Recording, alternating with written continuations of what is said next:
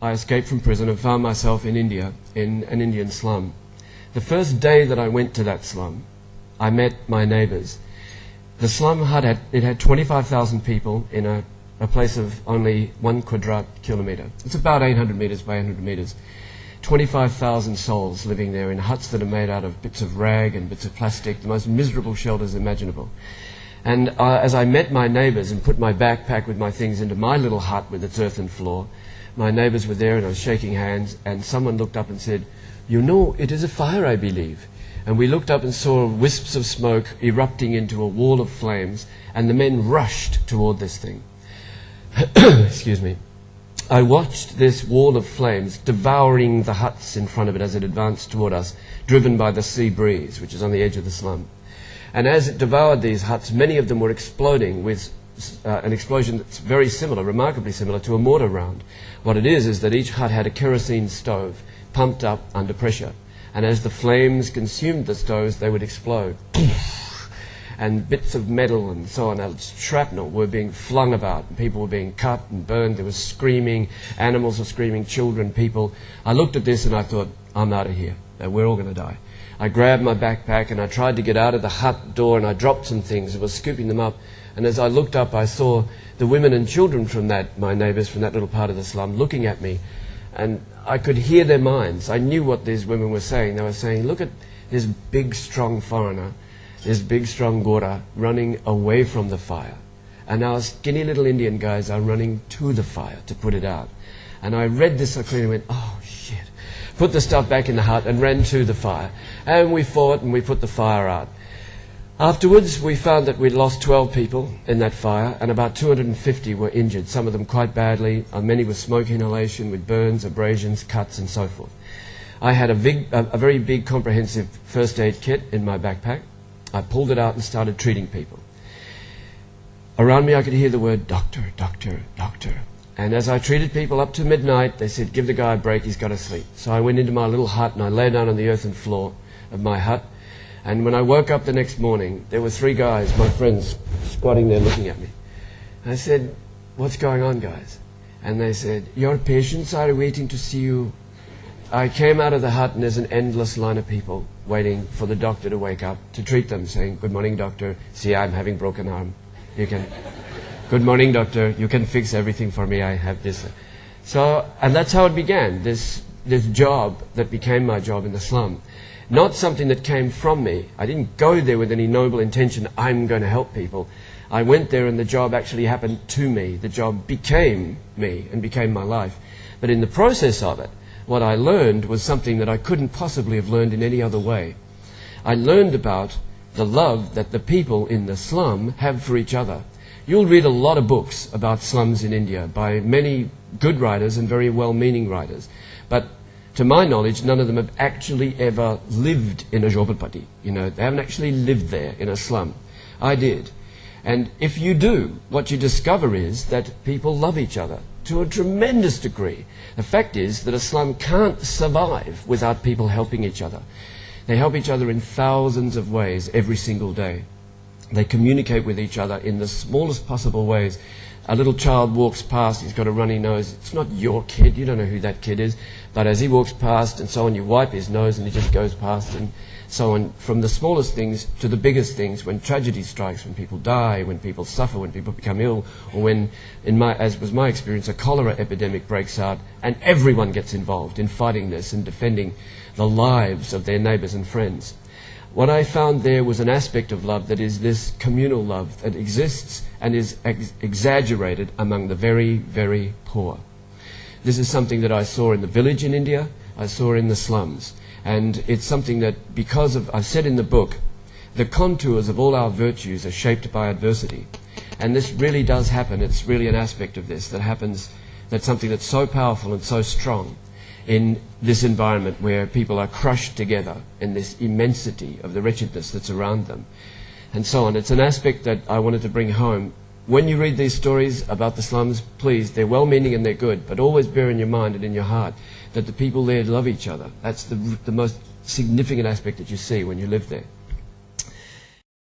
I found myself in an Indian prison.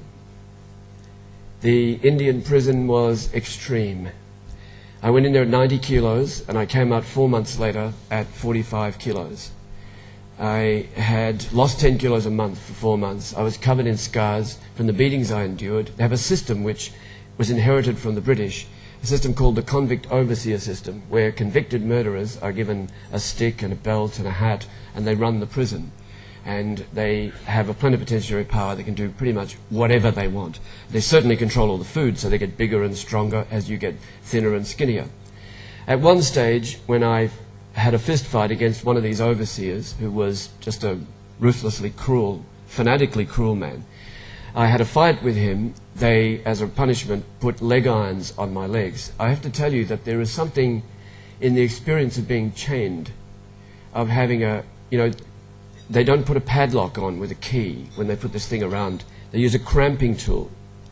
And the metal bands are cramped around your ankle with the cramping tool. And it stays like that until it's time to take it off. And they use an uncramping tool to spread the metal and take your foot out. So that thing's on you permanently.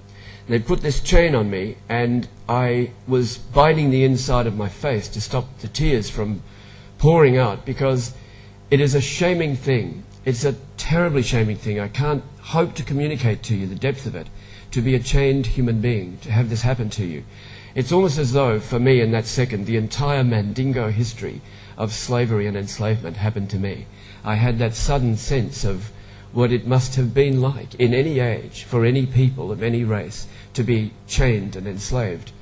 And the shame of it, for me, penetrated to the core of my being again. I had that sense of, I'd done this, I'd come to this. And then a man walked over to me in the midst of that when I had the new chains, and he had been wearing chains for quite some time. There were a few men in each of the rooms. There were 200 men in each room, and a few men in each of the rooms had the chains. And he walked over, and I'd tried to take a few steps. To walk away, I wanted to go to the bathroom where I could throw some water on my face and try to, hide these tears. And he walked over and he said, "Aisa nebai." He said, you don't do it like that. Because I was walking, I have to demonstrate it for you, I was walking like this. I don't know if you can still hear me if I'm mic'd up now, but I was trying to walk like this with the chains. And I was doing this. And he said, "Aisa ne baba." He said, "Don't do it like that." He said, "I'll show you how to do it." He said, "You've never seen it? You haven't seen me do this, you haven't seen me do it. This is how you do it." And he walked like this. And what I discovered is that there's an art that this man had put, and every man who did this was transmitted from man to man. As when you became a chained man, the other chained men came up to you and said, "There's an art in it. And there's a way to do this and still be cool. Don't worry about it. You can maintain your dignity." And I can tell you that at night, when the men used to turn over their talis, their little metal plates, turn them over, and for entertainment sing and play drumming on the bottom of that sound, guys. They would be doing this on the talis and singing. And Jadu Teri Nazal, singing whatever the song is, that's for you.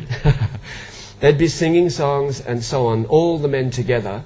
Guys would get up who didn't have chains on, and they would dance with the guys who had the chains in the same way. And because they were joining in and saying, "We're not chained, and thank God we don't want to be, but we're joining in with you, and we're putting a bit of our humanity into what you're experiencing, what you're feeling." And this is something that I learned there. The men in that prison, I was, as a punishment, put onto half rations. The rations as they were starvation rations for me, and the half ration was just simply not sufficient to support life.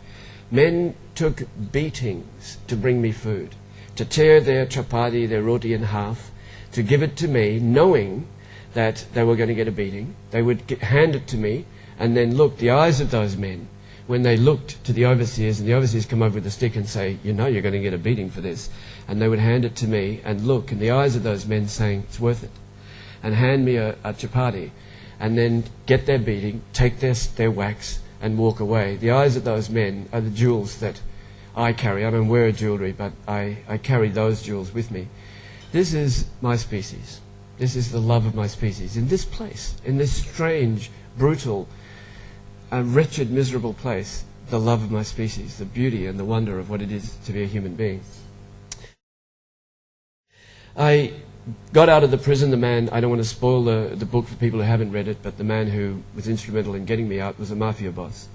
I went to work for him. He saved my life. I would have died. Another week, I think, in that prison I would have died. He saved my life. I went to work for him, and I became a counterfeiter and a smuggler. It's a very strange life, the smuggling life.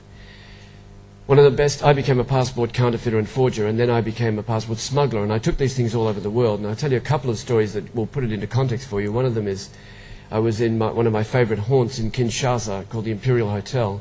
Anyone who knows Kinshasa would know it's a city where, it certainly was then, a city where all the freebooters and the smugglers and the gun runners and the mercenaries of the world all hung out together. And I was in there one night in my room, and I heard this fight out in the corridor, and I hear this, and it got louder and louder, and in the end there was a on my door, and I opened the door, and there's a fellow there, a big African guy, Nigerian guy who was doing black market business in Kinshasa, and he said, "So sorry, I left something in your room. I was there last week and I left some. Do you mind if I get it?" And I said, "No, make yourself at home." So he walked in, peeled back my mattress, took a gun from underneath the mattress and said, "Thank you very, very much." And walked out, and I hear, I was writing at the time. I sat at my desk and I continued writing. After some time I hear, and I opened the door and he said, "Thank you very much," gave me back the gun. So I went back and put it underneath the bed and closed the bed, and I sat down and continued to write. I hear the shouting start again.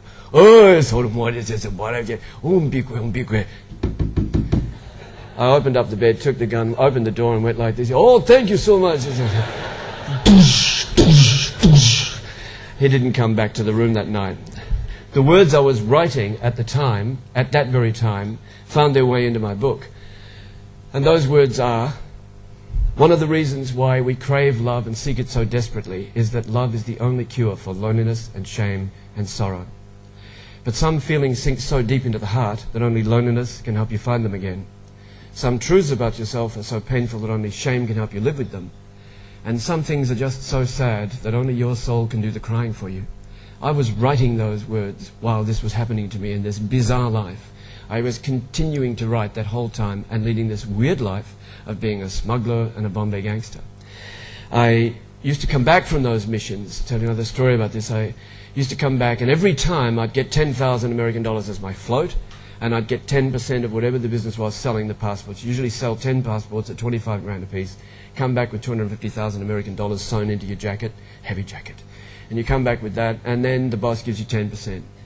So this $10,000 float, I used to take it and I'd get American Express travelers checks. This is one of the criminal activities that people do when you're in this life.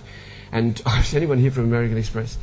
And you take $2,000 and spend it and buy, I don't know, you'd buy gold Seiko watch, you'd buy stuff, gold necklace, bangle, something that you can sell quickly in Bombay. The other 8,000, when you got back to Bombay, it would mysteriously get pickpocketed. And you'd go in, this particular time I had an American passport, which I'd forged myself. I'd changed all the names and details and so on to bring them up to date.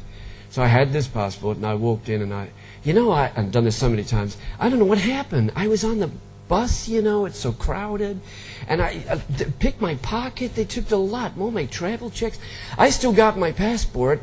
That I got, but they took everything. I don't know what happened. Oh, no problem, we can change it. So I would get them back again. They'd replace the lost, and I'd sell the first ones on the black market for 50% of their face value. So you'd make a 50% turnover. I think there's probably people in this room who are familiar with the 50% turnover. This is one of the ways that people used to do this at that time. So we would do this, and that was one of the activities. I went into this particular office this day, walked in there and said, "Hi, I'm, lost my, I don't know what happened, boss, lost my travel checks." "Certainly, sir," took my passport away, came back without it, and she said, "The manager would like to see you." I thought, oh no. So I can't just run out of there and leave my forged passport in his office. So I went in, and he said, "Oh, Mr. Finnegan, please sit down, Mr. Finnegan, please sit down. We have this new procedure, because some rascally fellows, they are doing this very cheating business, and they are coming, not like you, I'm sure you're a fine gentleman, but they are claiming to lose travel checks, but not really losing. It's a rascally business. So now we have this new procedure. And that procedure, is We need to get a phone call connection to somebody in your country of origin who can tell us how you're looking and vouch for you. I said, well, you know, that's so hard. My mom and dad, they're in Italy, you know. My brother, he's somewhere, I think he's in France. My God, my college buddies, I can't think of anybody. He said, well, in back of passport, you know, it says, we can check your wife. In case of emergency, call to your wife. I'd left this detail in there because it looked so authentic and so on. I thought, this is the kind of detail that... So I went, okay. So he got on the phone and he called her. And the phone's ringing, I'm thinking, please, God, don't answer. And there's ring, and then we hear, hello? And he says, hello, madam, my name is Ranil Gupta. I'm calling from Bombay, American Express. American Express, I don't want any. No, madam, no. I'm calling from American Express. We are having here Mr. John Finnegan. I'm calling from American Express. We are having here Mr. John Finnegan sitting in his... Who? John Finnegan. That asshole? Yes, madam. He is sitting here in this office with me now. That asshole? Where is he? Where did you say he was? I'm in Bombay, madam. Bombay? In India? Is that where that asshole is? So that's where he got to. Madam, excuse me, I need you to please give identification. If you can only tell us, please, how does he look? How does he look? I'll tell you how he looks. He looks like an asshole, because that's what he is. He's an asshole. You just pull down your pants, you sit on a Xerox machine, you take a photo of that, you could put that in his passport, because he's an asshole. He looks like an asshole. He is an asshole. And he went, certainly, yes, madam. Thank you very much. I think we can take that as positive identification. Bless you. Thank you. I was mortified and relieved at the same time. The smuggler's life is a very, very strange life. But things happen to you along the way in this life that actually bring you into a very strange significance in your life. I mixed in this life with some people who, in the Bombay Mafia, did all sorts of activities. One of them happened to be an enforcer. Now, an enforcer is somebody who collects human beings who need to be persuaded to a particular point of view in a van which is specially equipped for the purpose. And that van has restraints inside it, and this was his job. I knew him. He was in charge of this unit. Now, there was a friend of mine named Bashka Jacobs. She's passed on now, God rest her, and I can use her name. Beautiful, wonderful woman. I used to describe her as a flower show of wild red hair with a gorgeous human being attached to it. She used to wander around Bombay. She was a fashion designer and a fabric designer, and lived in Bombay, this marvelous woman who, the kind of human being who raised the bar. She was so funny and so clever that all of us had to get on our game and get sharper just to keep up with her. Now, Bashka was Jewish, and she had an apartment in Kolaba in Bombay, and on the ground floor window, a nice apartment, on the ground floor window she'd written Shalom in Hebrew, and she had a 7-stick candelabra in the window. One day I went to see her, and some guys, had smashed the window and wrecked it, and with a spray can had painted Die Jew Scum, Skins Rule OK, underneath it. And I went to see her and I said, oh my God, are you okay? And she said, oh sure, I'm okay. You know, you get people like this, you know, it's the way the world is. I said, no, this is terrible. And she said, oh, don't worry about it. I said, worry about it? This might happen again. I'm going to find these guys. Don't you worry about it. So I went off and I went to see my friend Bijan, who ran this protection unit. And I knew Skins Rule OK. You got to be English. And there's only 2 pubs that the Skins would stay in Bombay. I knew those hotels, I knew all the hotels at the time. I knew all the hotel managers and the desk managers. They were all very good Bakshish friends of mine. So I went there and I found the hotel. And the guy said, yeah, those guys, they were boasting about it. They had a spray can they brought all the way to do this, you know, this kind of stuff. And they had it with them. So they're in this room. I said, Chavi, then give me the key. So we went there and we opened the door. And they were in there, these 2 guys. We brought them down and put them in the van and gagged them and had them in the restraints with the idea of persuading them that it wasn't a good idea to do this. We went to see Bashka. It was nightfall by this time, and I parked the van and I said with Rajan, I said, we're going to go and I'll just give me a minute, because I thought I'm going to invite her to witness or she can choose what she's going to do with these guys. So I went there, and as I got closer to the apartment, I heard noise and commotion. I thought, oh no, something else has happened. I ran up, and there's a party going on. There's people pouring out and laughter and music. And I said, Bashka, you okay? And she said, hi, we've been waiting to see you. We're having a party. I said, what are you doing? And she said, hey, I'm not going to already the window is being replaced, by the way. People were painting Shalom on the new window. There's a candelabra put back up there, just as it had always been. She said, I'm not going to let a few dumb guys rule my life. So what I decided to do is to invite the 200 guys I like to come around and have a party. So we're celebrating the good people, and we're just ignoring the bad people. That's just how it is, you know. I said, and she said, come on, enjoy the party. I said, just a minute, I've got something to attend to. So we went back to the van, and we drove these guys down to Chapati Beach, to the most desperate, quiet end of Chapati. And we took them out of the van, and Bejan said to them, you know, if you do this business again in my city, we are going to take you and cut off your hands and play frisbee. I have to tell you, I've done this before. If you take a human hand by the thumb and you throw it, you know, it makes a fantastic frisbee. I have to tell you, if you throw it in just the right way, it'll come straight back to you. And we are going to do that. If you do any more of this racist business here in our city, now you can run. I'm going to count to 10. My boys always come down here for knife throwing practice. So you got to count of 10. And if you are not past, see that stone there? My boys will catch you with knives. So the guys get their knives out. And they said, now you can 1, 2, 3. Choom! The guys took off and ran down the beach. I wish, and of course they went and they left the city, I wish that I could say that at that time in my life I'd had something of the wisdom, is what it really is, that Bashka Jacobs had had.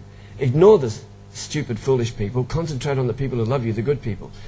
I didn't have that then. I'd like to think my attitude was, stop these guys, don't let them do it again, punish them and so on. I'd like to think that as I've gotten older and as I've moved on, that every day my life starts to converge with Bashka's. And not just with hers, but with every good and wise person I've ever known. When I was recaptured, I didn't contact friends and tell them. Friends who'd helped me during those years, who'd seen something in me worth helping and worth saving. I didn't contact them and say, oh, hi, here I am. I'm finally recaptured, but I'm alive and I'm trying to do the right thing. I've changed my life. I don't drink and smoke and take drugs. And I didn't contact them. I finished my prison term. I got out and I was doing parole. I didn't contact them and say, hi, I've been released from prison. I'm doing parole. I wrote the book. It took 5 years to write it. I didn't contact them. I wanted to have the achievement of the book in my hands. I didn't want to say I'm writing a book. I wanted to say, here is the book, and put it into their hands. And I waited. Eventually the book was finished, it was published, and it's introduced in New Zealand. I went to New Zealand, I was promoting the book, and it was the opportunity to catch up with friends I'd known there. There was one friend, I'm sitting with her, we'd lived together in a house with 17 people in it, all artists, musicians, painters, sculptors, poets, writers, dancers, everyone in this very creative house full of people. It was owned by one man, an older man who wasn't an artist himself but loved art and supported every artist he knew, helped us financially, helped us spiritually, emotionally, gave us the best advice we ever got from anyone we ever knew. A wonderful, wonderful Maori Scotsman in New Zealand who became mentor to every one of us. And I was sitting with this friend of mine from that house of 17 people, and I said, how's so-and-so? Oh, she's really successful. She's a photographer now. She's in London. How's so-and-so? He's sculpting. He's in Paris. How's so-and-so? She's gone. He's gone. She's gone. From the 17 people, 11 had died in the intervening years since I'd been on the run and finished my time. And I finally asked, how is Peter? And she said, oh, Peter's gone. He went 3 months ago. And I said, no, God, don't tell me that. Don't tell me that. She said, he's gone. He went 3 months ago.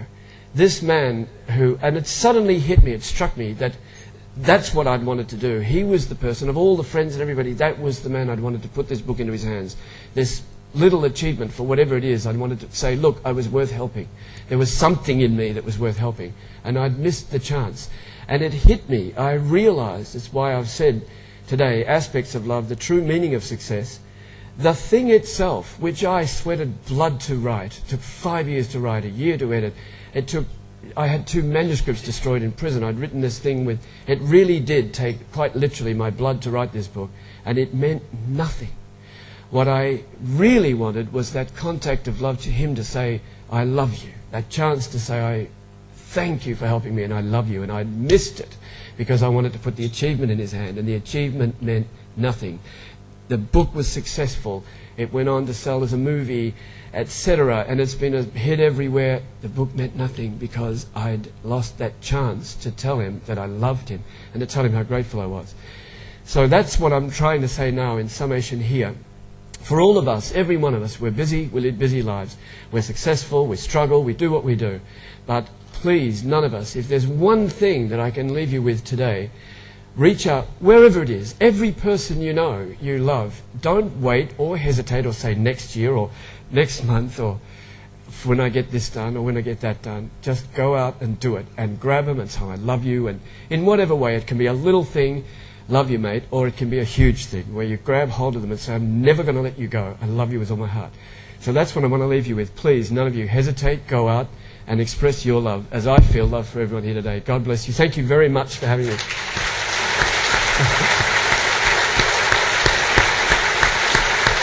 Thank you.